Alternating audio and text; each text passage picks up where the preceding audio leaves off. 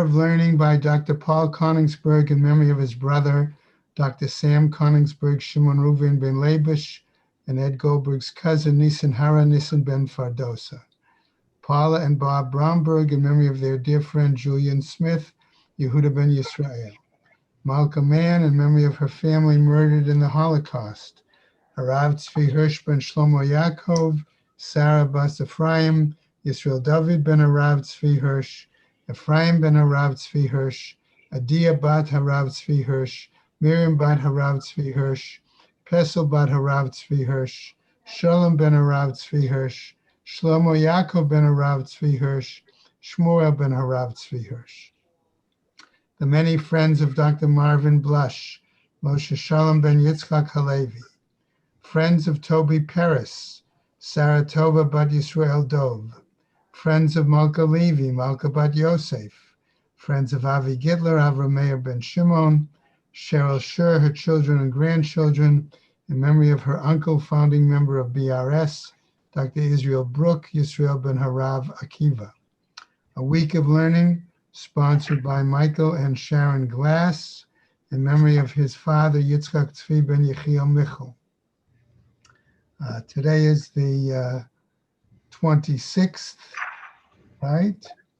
So we have a day of learning sponsored by Cheryl and David Wyszkowski in memory of her father, Baruch ben Shmaryahu.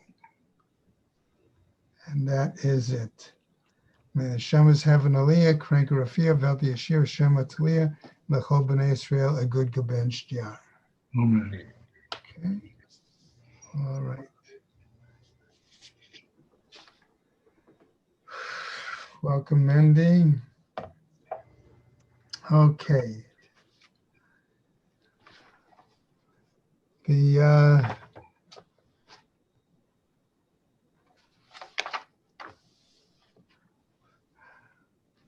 I'm going to have us start sort of on the bottom of Ayin Zion Amud Beis, the last line, right? And then we'll pick up our page for today, Ayin Chet. Okay. Again, remember we're dealing with examples, excuse me.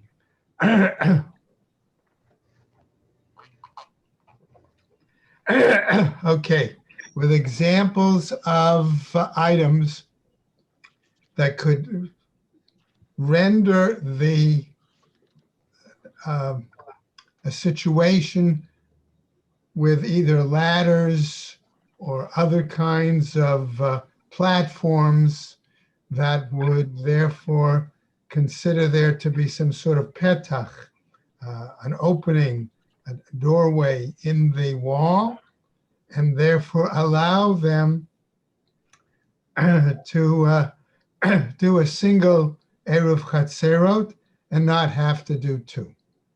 Okay. So we saw a few examples, and now the Gemara continues to focus on this issue, okay, with another couple of cases, okay? So picking up then, as I said, the last line of that we have on Ayin Zion Amud Beis. V'amar Rav Nachman amar Rabba bar Abuha.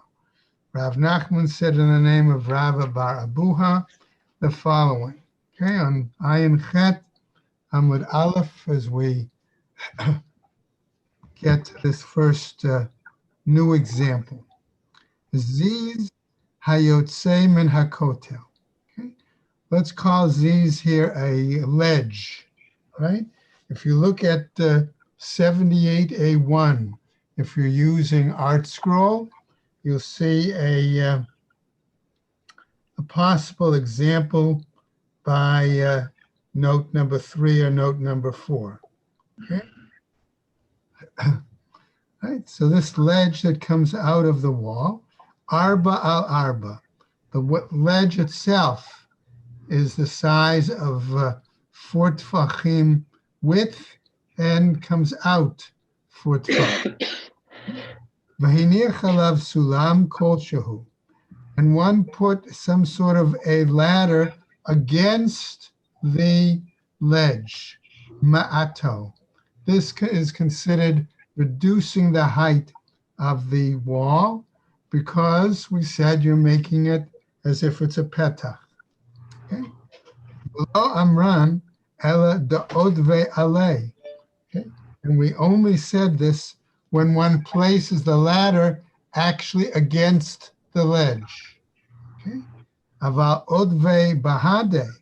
But if it comes, let's say, on the side of the ledge, and that's exactly what that diagram is showing. Okay. That right, that it's the ladder is there beside. Arvache aruche. Okay, in that case, right, avuche arvache, it's basically an example of widening the ledge, and it does not render it considered to be a petach. Another case, another example. Okay. Va'amar Rav Nachman, Amar Rav Bar Abuha. Let's take another example. How high is the wall?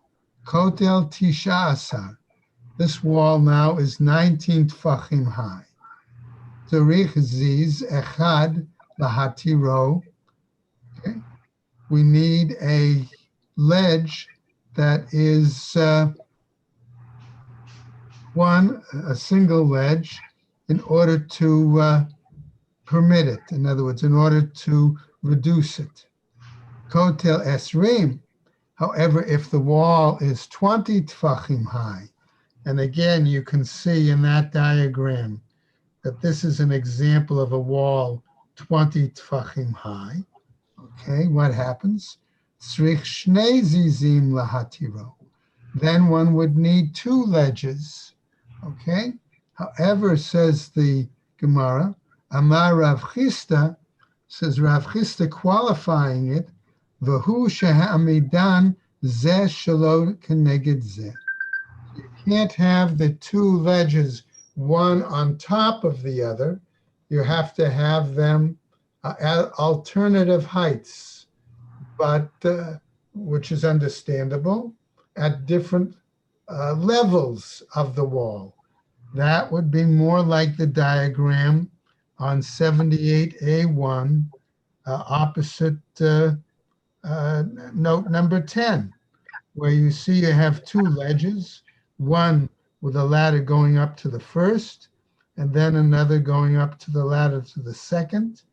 Okay, so the first ladder and ledge covers 10 tfachim. The second ladder and ledge covers the other 10 tfachim. And that then allows you to consider it a petach. Right? So that's what the Gemara is explaining to us. Now, Amar Rav Huna, says Rav Huna, Amud, okay, another case, a little different example. Okay, Rav Huna tells us Amud, okay, a pillar, okay, or some sort of a platform, okay, a post, whatever. Amud Barashut Rabim, Gavoa Asara, that its height is 10 tfachim, V'rachav Arba'a, and its width is 4. So since it's this pillar, I'm saying, or post, is 10 by 4, considered a separate reshus, right? And so therefore, what's the status? V'na'atz bo yated kol shehu. And one then, let's say, hammers or puts in some sort of a stake, okay, into this pole, okay, into this post or into this pillar, okay? And there's a difference of opinion here, I might point out, between whether the stake was pounded in to the side of the pillar or post or whether on top. Okay? Mi'ato, it does reduce the height. Okay? So that would seem more to follow the view of the Mefarshim that said maybe that if it was pounded into the side. Okay. Amav Rav Ada Bar Ahava, he says, Ubegavoa Shlosha. Okay. This, he says, again, a qualification. Okay. That the peg itself has to be 3 tfachim. Okay. Abai v'Rava, the Amrei Travaihu, the two of them said, Afal pisha ein gavoa shlosha, even though the height of the peg or of the stake that you're pounding in is not 3. In other words, any amount is going to reduce the height of the pillar or of the post. My tam, what's the reasoning? Lo mishtamesh le. It means that it's no longer usable. Okay? So if we want to say the pillar, okay, has this peg pounded on top, it means you can't put anything down to rest on the top of the post or the pillar because the peg is there. Okay? If you want to take the explanation that the peg or stake was pounded in to the side, You wanted to wait that long? then that's more problematic because then you could say, well, people could still put something down on top, or minimally, people could hang something from that peg sticking out of the side. And as a result, then, that post or that pillar, okay, is still usable. So this is the issue that the Mefarshim are raising. So that's why the Gemara continues now and wants to object to this interpretation. Rav Ashi Amar, says Rav Ashi, afilu shegvoa shlosha, even if that peg or that stake, okay, is 3 tfachim tall, right? And even if you pound it in from the top, my tama, what's the reasoning? That it's, okay, that you say it doesn't reduce the height? Efshar d'talia bein midi, says Rav Ashi. It's possible to hang something from it, right? So that's why some want to suggest that according to the view of Rav Ashi, the stake or peg was pounded in to the side, at least, of the pillar or the side of the post. Okay? Amarle Rav Acha B'rei the Rabba, the Rav Ashi. So now someone challenges to try to clarify Rav Ashi's position, okay? Namely, and he says to him, Ma'u kulo b'yatedot. What happens if you filled up the entire surface of the pillar or the post with these pegs? Okay, right? What happens then? Amarle lo shami'alach. Have you not heard? Had Amar Rabbi Yochanan, that which Rabbi Yochanan said as follows: Bor v'chuliyata. Let's say there's a pit and an embankment. Okay, the dirt that was dug out of the pit is now on the side of the pit. Okay, and the height of the side of the pit plus the height of the embankment is a total going to be of 10 tfachim. Okay, so what happens? Mitztaref la'asara. Okay, that they join to be 10 tfachim. Va'amai. Okay, and then what's the situation then? He says, aha, lo mishtamesh le. Doesn't that seem to imply then, right, that it's not usable, the empty area of the pit? Elamai idlach lamema. So what then do you have to say in terms of this explanation of Rabbi Yochanan? Demanach midei umishtamesh. They says no, that they still can make use of the surface. Okay, either they can put something inside the pit, or they can still make use of it in another way. Okay. Okay, for example, let's say that they put a plank on top of the pit. They still can use it, right? In that situation. Hachanami here too. Demanach midei umishtamish. That it's possible, he says, to place something, okay, either on the pegs on top of the pillar or post, or on top of the pit, and still use it. Amar Rav Yehuda Amar Shmuel. This is Rav Yehuda in the name of Shmuel. Another example. Okay, let's take a different case. Okay. Kotel Asara. Our wall is 10 tfachim. Tzrich Sulam Arba'a Asala Hatiro. We need then a ladder, okay, that is 14 tfachim in height in order to lean it against the wall to get to the top. Rav Yosef Amar, afilu shlosha asar umashu. Rav Yosef says, no, the ladder doesn't have to be 14 when we lean it.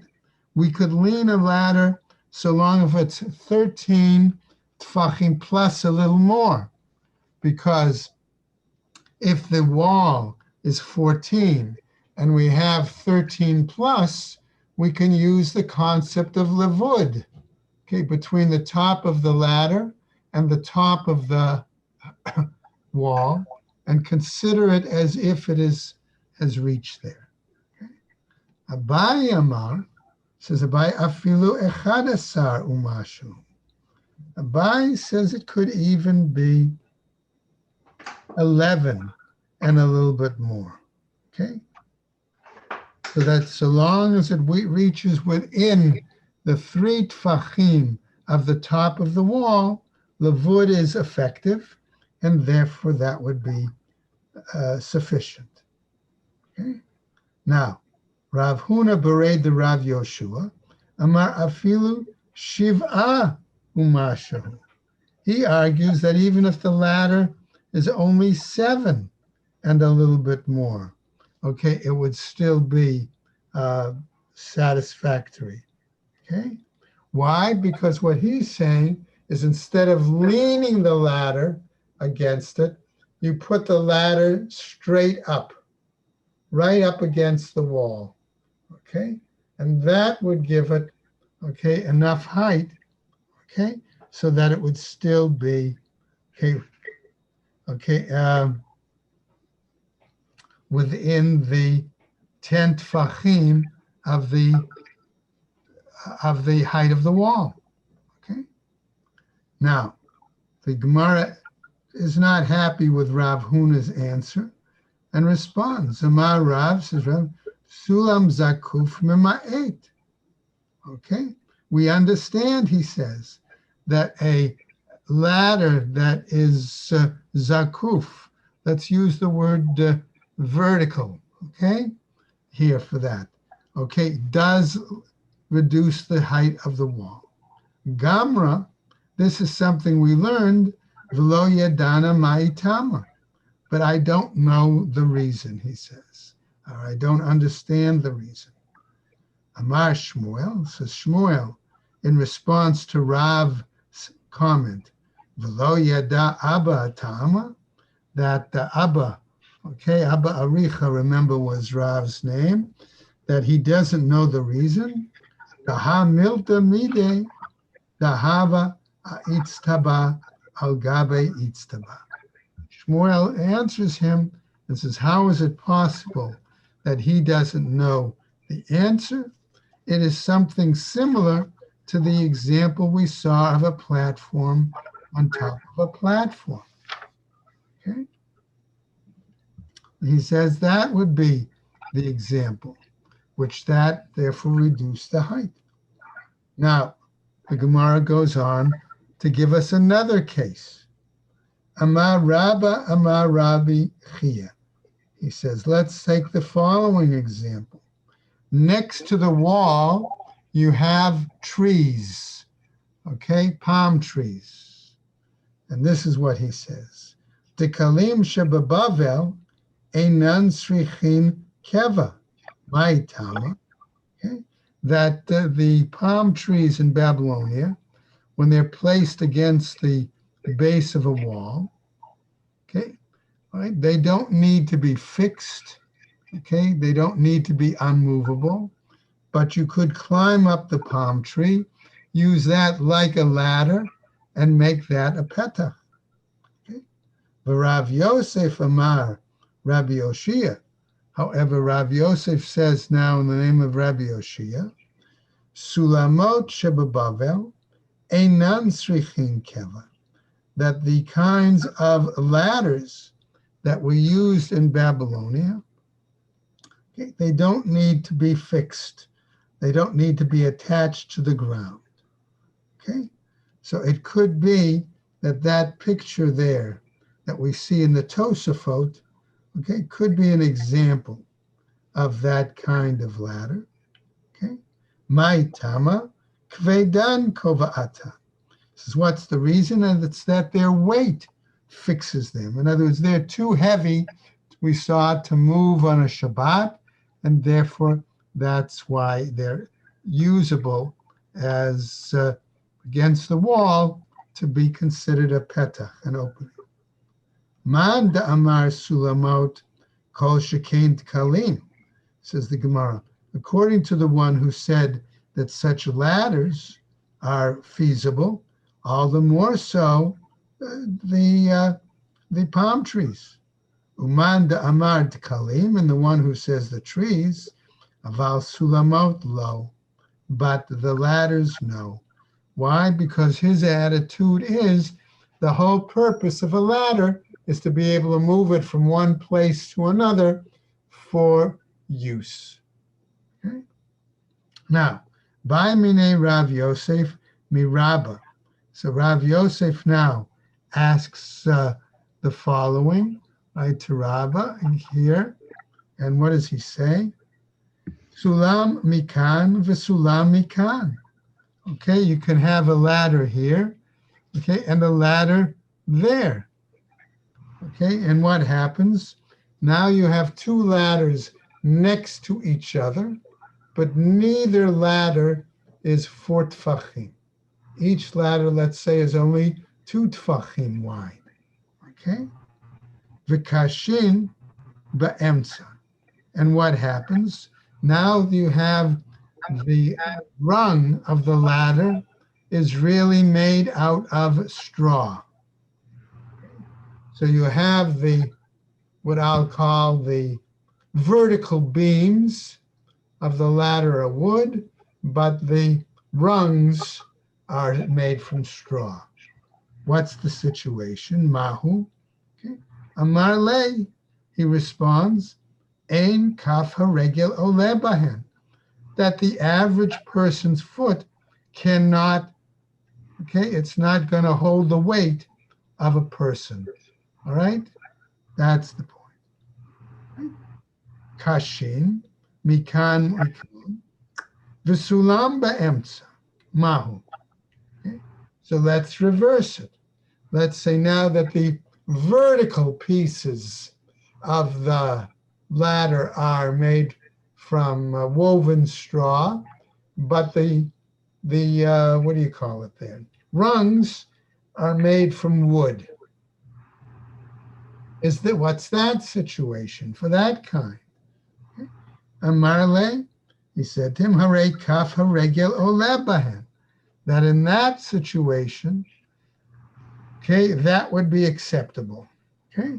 Now, if you look on 78A3, before we turn the Amud, you can see Art Scroll's attempt to give us examples of those kinds of ladders. Okay, the example opposite 39 and 40 is the first one where there's straw in the middle. Okay, and only by placing the two ladders, connecting them through that straw, do you get your four tfachim to make ideally a petach. But he argues that that isn't strong enough, okay, versus the other example, okay, opposite note 41, okay, is the other example of the ladder, okay, where you've got the ladder, but you've extended it somehow, okay, by using the straw, okay. Now, we go over the next Amud and we get to another case, right? Another question. This time again, Rav Yosef still asking Rabbah. Chakak lahashlim. Okay, what are we doing here? We've actually carved out. I can't use the word steps, but let's say rungs, something into the wall itself, right? Okay, lahashlim. In other words, to make sure that you have the width of 4 tfachim, okay, in the wall. Bekama, okay. So what height must that item go? How high up onto the wall? Amarle ba'asara, okay, says it has to go at least to the height of 10 tfachim, assuming, of course, that our wall is, let's say, higher than that, right? 20. Amarle, he said to him, chakaku kulo bakotel. Bekama. Let's say that they made these carved sections the entire height of the wall. Hamhai, Amarle, Melo Komato. That has to go the entire height of the wall. Umaishna. So what's the difference? Who wants to know between the two cases? Amarle, Hatam, Mistalek. There, on one hand, he says it's easy to climb, right? To go up the portion of the ladder, even though it may be narrow, right? Hacha lo mistalekle. Here, it's not necessarily easy to climb. Okay. Now we get to another example. Baimine Rav Yosef mi Rabba. Again, Rav Yosef asks Rabba the following. Asau ilan sulam. Okay. He made the tree into the ladder. Mahu. What's the status? The Ba'ila Rebbe. Okay. So he says to him, okay, you can make this reference. You can ask this question either according to Rebbe, to Ba'ila Rabbanan, or you could ask a reference, make this kind of question according to the rabbis. To Ba'ila Rebbe, if you're going to inquire and ask the necessity according to Rebbe, Ad kan lo ka'amar Rebbe hatam. Their Rebbe didn't say his ruling there, right? In other words, Rebbe at that point was going to, say that it's prohibited on Shabbat, okay? Why? Because you shouldn't be climbing the tree on Shabbat. Kol davar shehu mishum shvut, okay? Anything that is regarding shvut, in other words, a rabbinical decree, lo gazru alav, okay? They did not make that decree, okay? So what happens here? So we say in this case, right? All right. So what is the right point here? All right. Hani mili bein hashmashot. That we're talking that this was an occurrence, okay, before around twilight. Aval kuli yoma lo. Okay. In other words, but the entire day, okay, Shvut is okay. We don't suspend Shvut. Okay, so it's not permitted. Okay, so if you put the tree up against it and using it before dark, that's one thing. Okay, but once it got dark, okay, it's even though it's a rabbinical decree, you cannot use it, can't climb it. O Dilma, or perhaps afilu l'Rabbanan pitchahu. Perhaps in that case, the rabbis would still consider that a valid petach, a valid opening between the two courtyards. But the Gemara says, in clarifying that, va'aryehu de Rabia ale. Okay, but that's as even if a lion crouching there. Okay, the implication of that statement is, even though you can't use the tree itself to climb up as a petach, nevertheless, okay, it's considered valid enough to be considered a petach for the two courtyards to make a single Erev Chatzerot. Okay, then the Gemara goes on. Okay, Asa'u la'ashera. Let's assume that the kind of tree that you chose, okay, was an Asherah, a tree that had been originally planted for Avodah Zarah.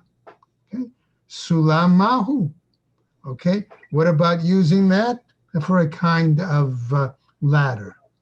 To buy the Rabbi Yehuda, you might ask that question according to the view of Rabbi Yehuda. To buy the Rabbanan, you might ask that question or deal with it in terms of the reference to Rabbanan, right? And the Gemara continues, to buy the Rabbi Yehuda, if you're going to ask the question and consider the view of Rabbi Yehuda, ad kan lo ka'amar Rabbi Yehuda hatam. Okay, Rabbi Yehuda did not make his statement there. Dumutar liknot bayit be'isurei hana'ah. Okay, that his comment, okay, previously in another situation, okay, right, that where we can say that it may be permissible to acquire a home, okay, a dwelling place, right, in order to establish an Eruv, utilizing something that ordinarily one would not benefit from. Okay, that's the point. Ela hatam, there, the batar de kana le eruv, that after he has purchased, okay, that house in order to put the eruv there, lo nechale de lintir, okay, that it's not suitable, it's not comfortable for him to worry about whether that eruv is going to be protected, to be guarded. O Dilma, or perhaps afilu l'Rabbanan pitchahu, or perhaps according to the rabbis, this would still be a valid opening. Va'aryeh de Ravia ale. And again, we might argue that phrase, that it's like the lion there, that even though it's not something, as we say, normally done, okay, it would be acceptable. Okay. Now, we go on one more part. Amarle, ilan mutar, va'ashera asura. All right? However, he says to Rabbah, responds, a normal tree is permitted. A tree that had been worshipped for Avodah Zarah is forbidden. Now, we're going to see a challenge. Matkifla Rav Chisda. Rav Chisda is going to challenge us by inciting the following. Adrabah, just the opposite. Ilan she'isur Shabbat goreim lo. Use of a tree where we normally have a Sabbath prohibition, okay? All right, which therefore makes it unusable, inaccessible, nitzar. That renders it prohibited from functioning, okay, as a petach. Asherah, the idol worship tree, she'isur davar acher goreim lo. Okay, that there is some other prohibition about it. but it's not a Sabbath prohibition here. Lo nitzar, it doesn't forbid the use of that tree as regarding Sabbath issues, such as a petach allowing for the eruv. Itmar nami. And we say also a statement in regarding this. Ki ata Ravin, excuse me, when Ravin came Amar Rabbi Elazar, he said in the name of Rabbi Elazar, Va'amre la Amar Rabbi Abahu, Amar Rabbi Yochanan. Others say it was Rabbi Abahu, has said in the name of Rabbi Yochanan, Kol she'isur Shabbat garam lo, any situation where there is a Sabbath prohibition related to it that causes it, asur, then it's forbidden for use.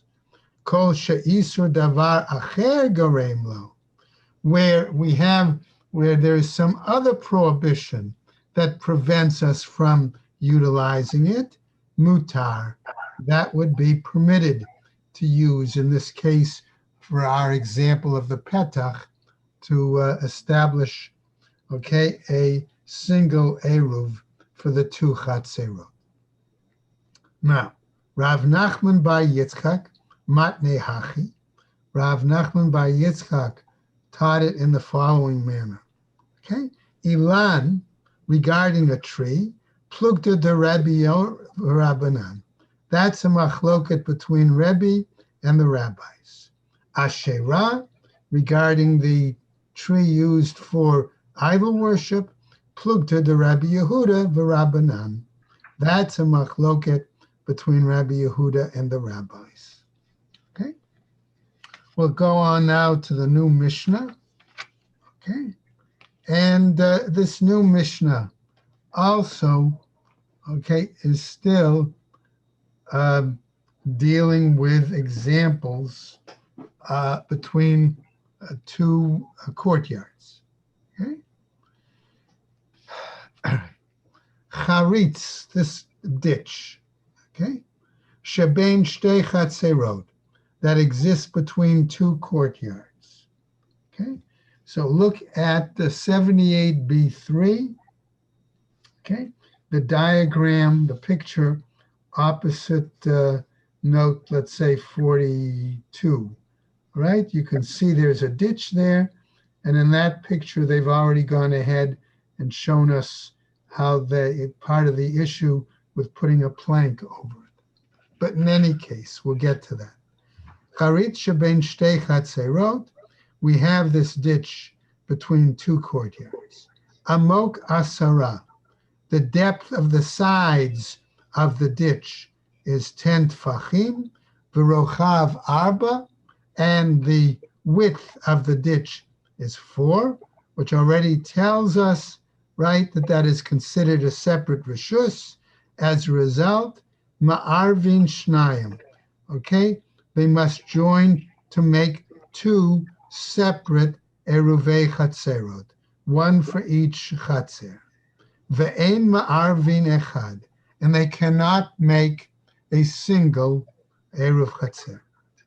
Afilu malei kash oteven, even if they filled the ditch in with straw, or with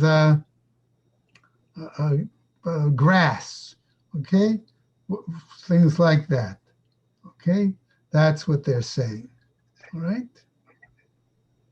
Malo afar otzurok, if they filled it in, however, with dirt or with stones, ma'arvin echad, then they can make it as if it's one large chatzer, and they can join together for a single erev chatzeros. Ve'ein ma'arvin shnayim, and they don't make two separate independent eruvim. All right? Now, Natan alav neser, sherachav arba'at fachim, if they put a board there, like our diagram shows, excuse me, and the length of the board is at least 4 tfachim, okay, then it would seem to me that that would be the same as having filled in with stone or with dirt. Okay? But the Mishnah doesn't tell us that. It goes on and says, sorry, sorry. Likewise, v'chein shtei gezuz taraot, 2 balconies, zo keneged zo. Okay? So we have porches or balconies off a house, okay? Right? And the question is going from one balcony to another balcony, right? One opposite the other. Ma'arvin shnayim. They must join in 2 separate eruvei chatzerot. Ve'im ratzu, and if they want, ma'arvin echad. They could join in a single. Pachot mikan, less than that. Okay, ma'arvin shnayim ve'ein ma'arvin echad. Okay, they must join in 2 separate independent chatzeros, and they cannot join in one.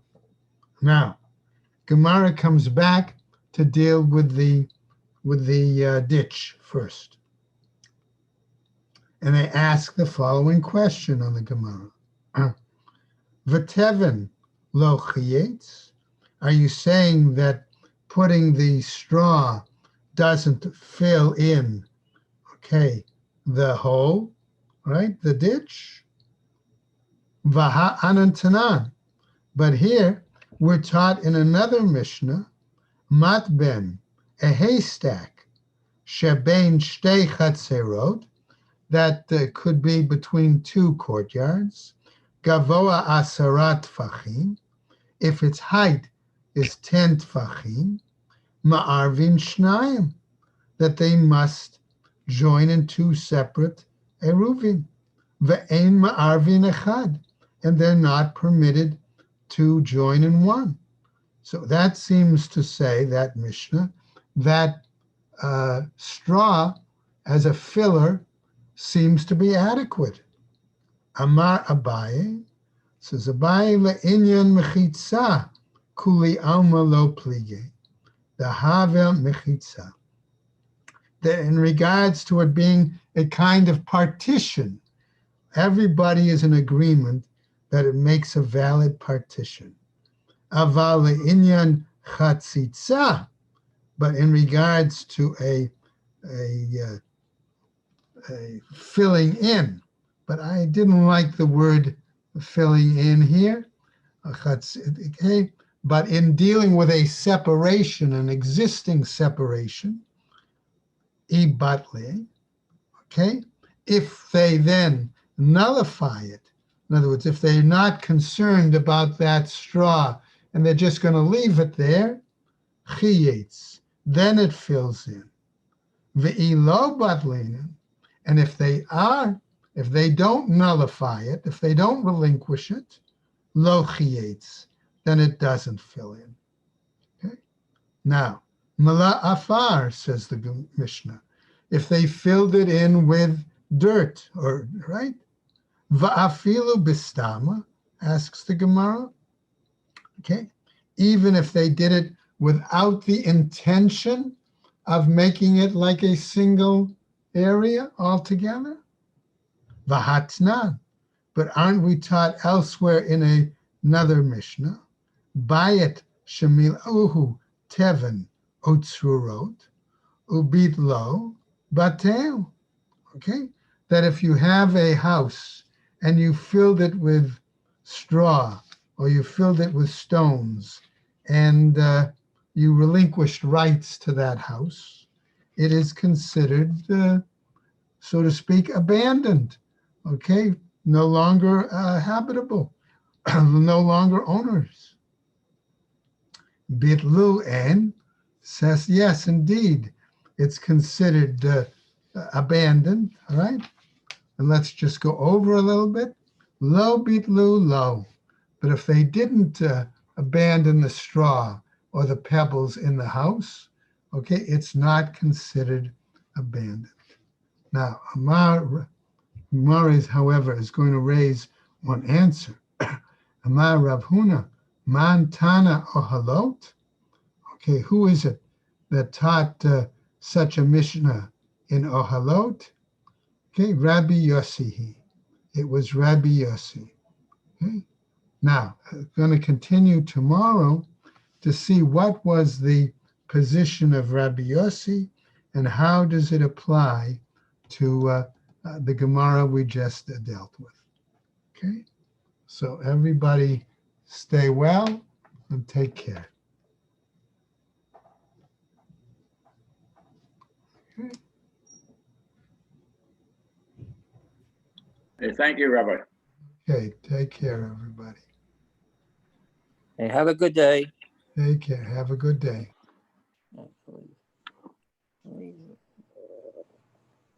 Mm.